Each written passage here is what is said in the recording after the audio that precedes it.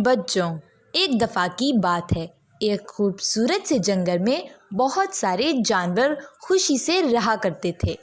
आजकल उस जंगल में बहुत सारी हलचल हो रही थी, क्योंकि सारे जानवर सर्दियों के लिए खाना जमा कर रहे थे। सारे बंदर अपने अपने काम कर रहे थे। वो थोड़ा थोड़ा खाना सर्दियों के लिए जमा किया करते थे। सारे जानवर बहुत खुशी से रहते थे, लेकिन वहीं एक बहुत ही ज़्यादा सुस्त खरगोश भी था। सब बेवकूफ कैसे काम कर रहे हैं? इनको तो अकल भी नहीं है कि जल्दी काम हो जाता है। लेकिन ये बात भी है कि सब मेरी तरह तेज नहीं होते। अब इन दोनों मोटों को तो देखो, कैसे मोटा हाथी और मोटा भालू जमा कर रहे हैं। एक तो तुम कोई काम नहीं करते हो खरगोश, और ऊपर से हमें मोटा कह रहे हो। तुम्हारी हिम्मत कैसे हुई हमें मोटा कहने वाली? तुम जानते नहीं हो? अरे जाने दो ना, इस खरगोश का तो काम ही यही है। हर वक्त पड़ा रहता है और दूसरों पर बातें किया करता है। हाँ, क्योंकि मैं तुम लोगों की तरह बहुत ही ज्यादा सुस्त नहीं हूँ। मैं अपना काम जल्दी जल्दी से निपटा लेता हूँ। तुम लोग इतने दिनों पहले खाना जमा कर रहे हो, और देखना मैं आखिरी दिनों में ही सारा खाना जमा करके बैठ के आराम से खाऊंगा। और तुम मोटे हाथी, ज्यादा मत बोला करो। तुम इतने मोटे क्यों हो? खरगोश, तुम्हें क्यों समझ नहीं आती है? खाना जमा करना बहुत जरूरी है, और तुम ये मोटा मोटा कहना बंद करो। तुम भी तो बहुत छोटे से हो। क्या तुमने मुझे छोटा सा कहा? मैं छोटा जरूर हूँ, लेकिन मेरी अकल तुम सबसे ज्यादा है, समझ गए? अब रहने भी दो खरगोश, हमें पता है तुम कितने अकलमंद हो। एक कछुए से तो तुम हार गए थे रेस में, याद नहीं है क्या तुम्हें?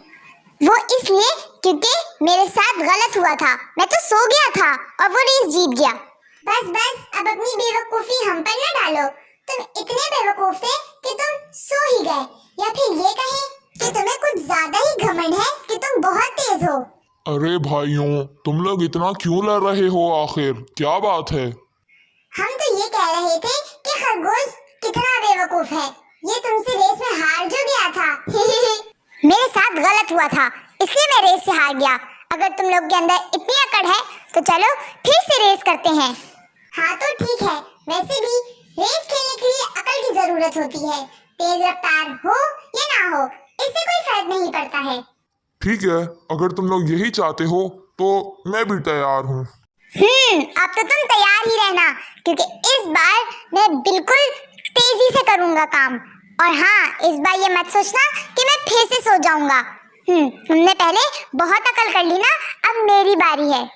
ऐसी बात नहीं है, ये तो किस्मत का खेल है कि कौन जीते और कौन हारे। हाँ, अब सारा इल्जाम तुम किस्मत को ही दोगे। वो तो रेस बताएगी कि किसकी किस्मत किसके साथ है। रेस स्टार्ट हो जाती है। खरगोश और कछुआ दोनों भागने लगते हैं। खरगोश बहुत मज़े से और तेज़ी से भागता है।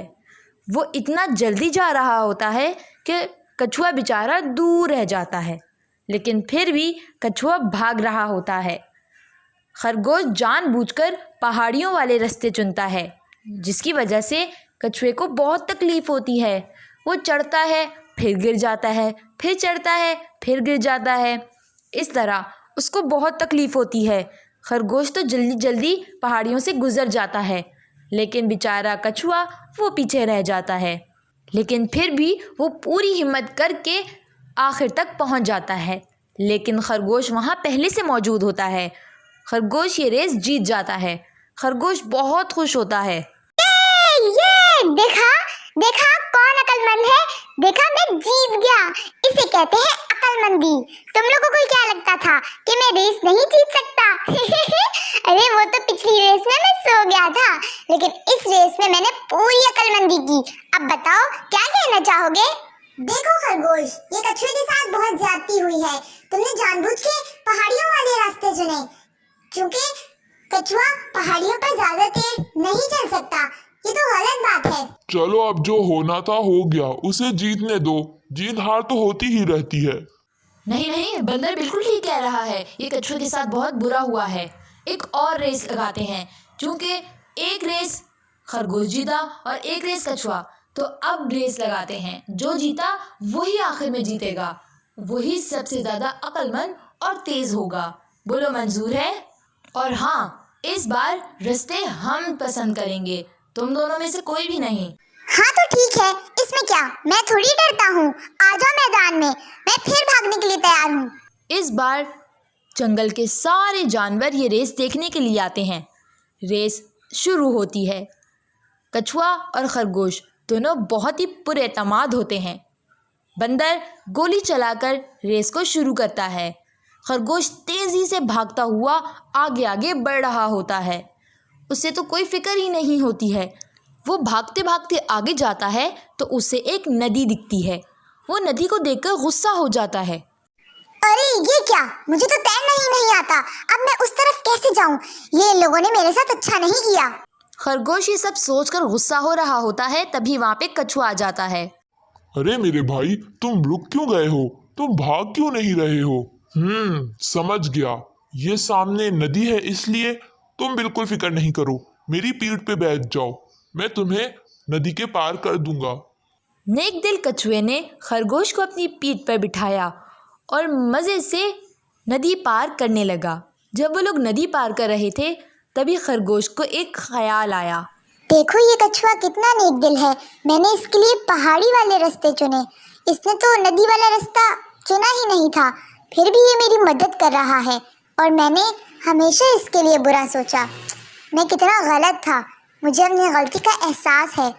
कछुआ खरगोश को नदी पार करा देता है। तब खरगोश कहता है, मेरे भाई कछुए, मुझे माफ कर दो, मेरी नीयत खराब थी और तुम्हारी नीयत बिल्कुल ठीक थी। मैंने तुम्हारे लिए मुश्किलात खड़ी की, लेकिन तुमने मेरी मदद की, तुम्हारा बहुत बहुत शुक्रिया। अब मैं बिल्कुल भी ऐसे नहीं करूँगा, मुझे माफ कर दो। कुछ नहीं होता, ये तो खेल है, इसमें तो चिटिंग भी चलती है। तुम बस मेरे से दोस्ती कर लो, हम दोस्त बन जाते हैं। हाँ हाँ बिल्कुल, हम दोस्त बन जाते हैं, आओ मेरे गले लग जाओ। और इसके बाद से खरगोश ने कछुए के साथ दोस्ती कर ली। अब वो और खरगोश बहुत अच्छे दोस्त बन गए थे। तो प्यारे बच्चों, इस कहानी से हमें ये सबक मिलता है कि हमें कभी भी दूसरों को अपने आप से कमतर और अपने आप को दूसरों से बढ़तर नहीं समझना चाहिए।